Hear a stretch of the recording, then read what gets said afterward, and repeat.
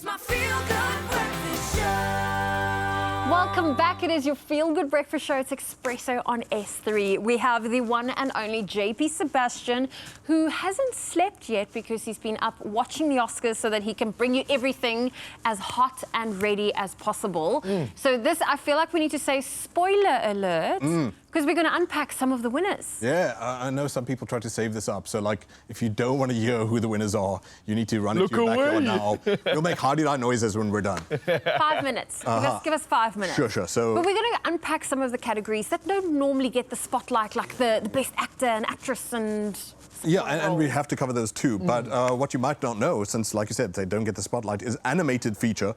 That actually wasn't a category until 2001. Okay. Shrek was the first winner. However, the winner this time around was The Boy and the Heron by Hayao Miyazaki from the studio Ghibli. They were actually second winner of animated with Spirited Away. Miyazaki previously has 4 nominations. These movies, guys, are artworks. They're paintings, each one of them. I have not seen Boy and the Heron, but people are going, you know, buck wild for it. It's Oscar-worthy. Miyazaki's a master, and now we'll move on to other masters. Okay, best production design. And so there were some beautiful, juicy movies for production design this time around, and definitely I think the deserving winner, practically every one of these winners is determined, all of them, was Poor Things. And that is James Price, Shona Heath, and Zsuzsa Mihalek. Like, nothing looks like this movie. And they built whole towns that will never get used again.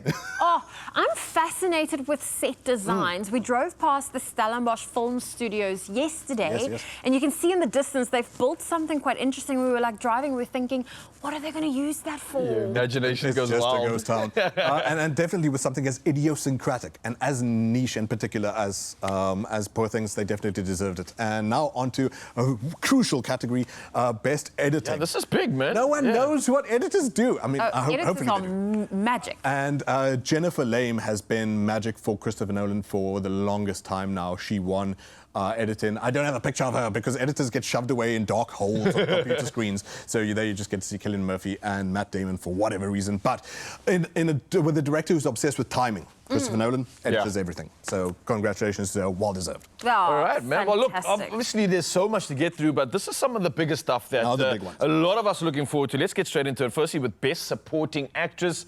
There was a lot to talk about here. We had nominees from Emily Blunt, Daniela Brooks, America Ferrera, Jodie Foster, Davine Joy Randolph. I just want to tell you something about the nominees. What's interesting about this year is that the youngest nominee was Danielle Brooks, 34. Everyone is over 30. Wow. So experience for this role was and essential. the winner is a first-time nominee and first-time winner, Davine Joy Randolph.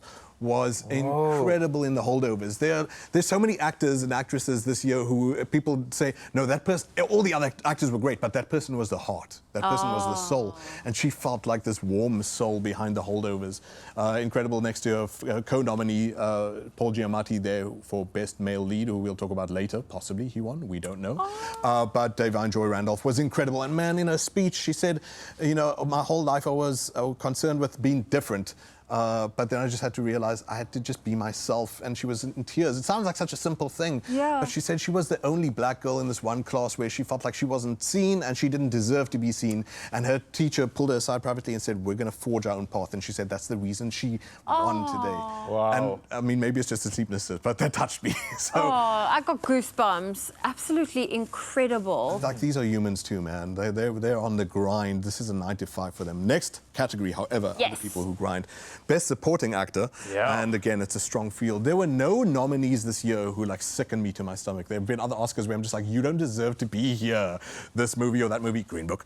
And so, Robert De Niro is the oldest, by the way, 80 years old.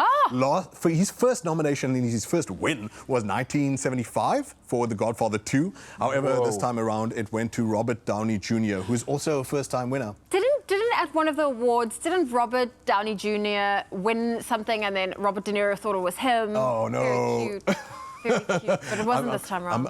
No. The name was stressed very sharply, very quickly after the Roberts. It was Downey Jr. that came along, and it was 3 nominations that he's had across his entire life. 1993 was Chaplin.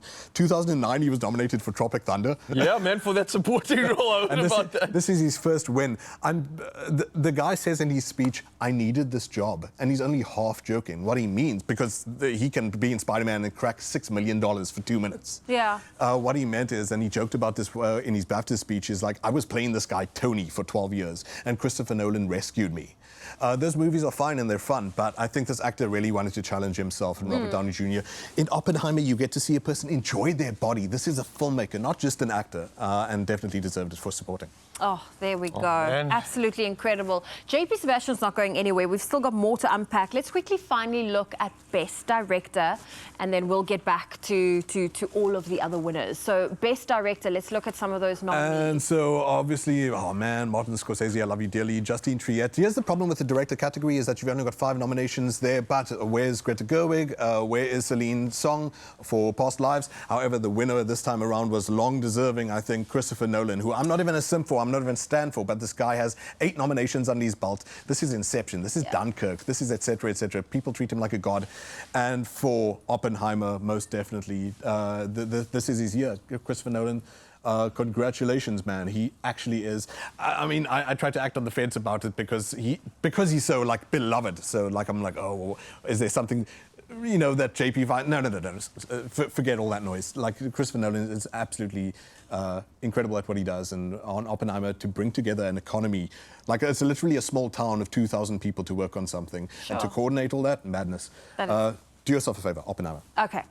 Lots of movies to go watch. I have a list. I think you still sent me a list during lockdown to go watch. Still working on it. We're going to still work on this conversation, though, because JP has been officially up all night, ready to come and serve you when it comes to all the Oscars goodness. So we'll dive into another conversation. Part 2 is coming at you in just a bit. But for now, let's bring on the s'mores. Yes. It's my feel-good breakfast show. It's the Oscars, baby, and poor JP Sebastian hasn't slept in about 3 weeks to bring us this exclusive. We love the fact that there was Oscar buzz. This is the biggest accolade, I think, in movie land, and of course, some great films, great performances contending for the big guns. The big awards we're going to take nothing away from all the others.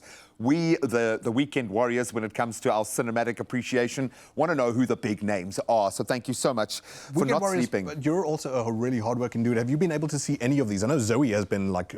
I saw keep writing on my Naiad, list. I saw, which is not film of, but was absolutely amazing. But beyond that, no. You still have like 30 more movies to catch up. Exactly, yeah. Okay, so let's walk through it. Where do you want to jump so off? I want to get into some of the smaller ones first before we talk about lead actor, lead actress, and best picture.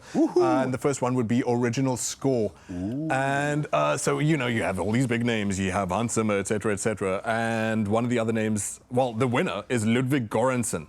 Okay. And this, what do you want to say, Zoe? I Go for actually it. wanted to ask, Yeah. when they say original score, Yes. what do they mean? What does that So category you're not represent? using Mozart, you're not using Bach.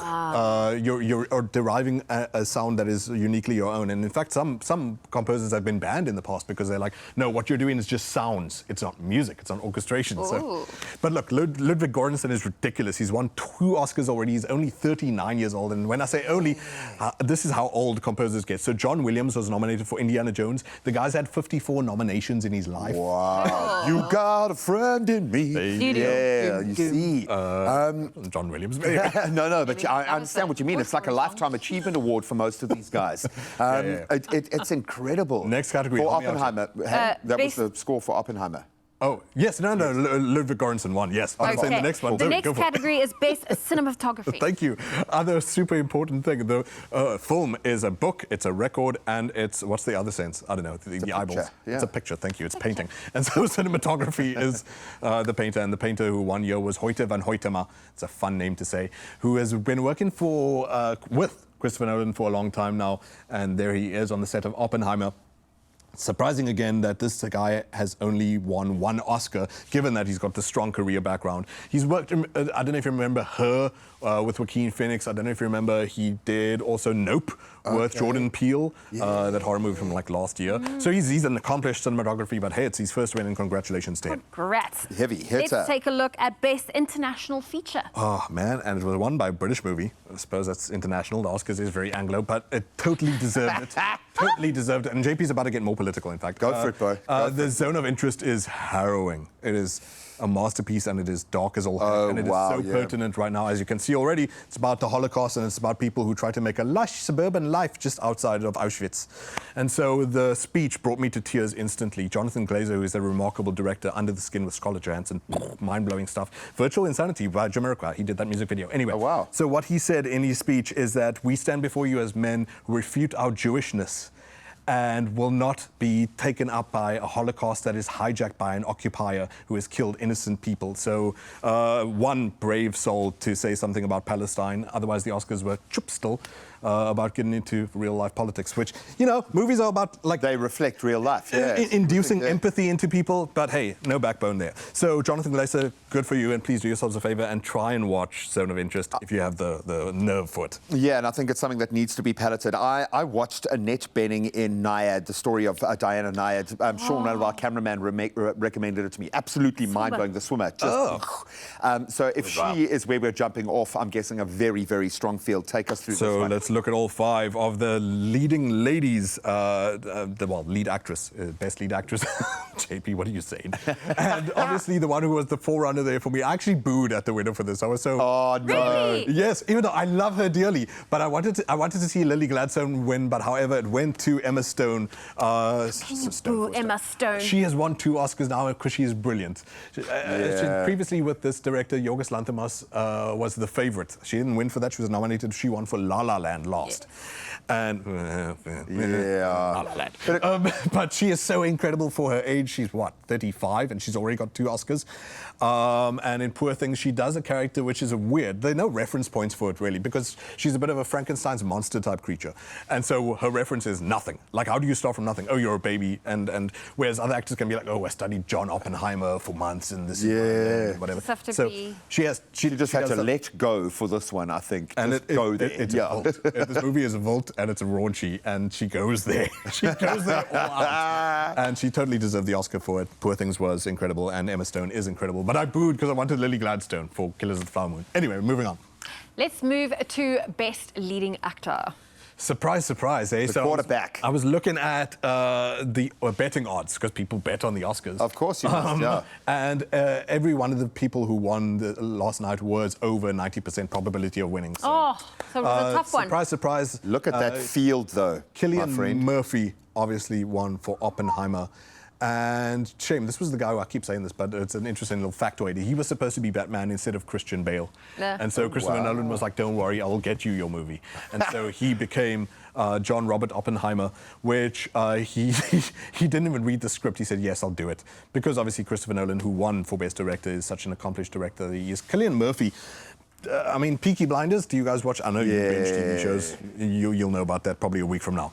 But Cillian Murphy is an incredible actor and does the job here of, you know, you could do a movie about a scientist who's taken up in the euphoria of his discovery, but he tempers that so well. He's working a fine balancing act here compared to, say, Theory of Everything, which is very tropey. But hey, Oppenheimer. Sure. A version of the man, thus you get the man. Yeah, no, it's lived, all of these. Like we were saying about Robert Downey Jr. as well. However, Best picture. I have a feeling it's Oppenheimer, was it? Was it Oppenheimer? Surely. You're not the gambling type, are you? So risky, Zoe. So look at these names, though, and Best Picture is wonderful because you can get like more than 5 nominees here. And that's perfect. I would have loved to see all of them win, but obviously it had to go to Oppenheimer, and so that is a producer win for Christopher Nolan, name who I just forgot for whatever reason, and his wife as well, who is oh no, not Emma Stone, Mrs. Nolan. Oh goodness, good grief, my sleepless mind has forgotten the name. I'm sure it's not the first time this has happened, buddy. So what's great is that they're a marriage duo who has been doing this for the longest time as well.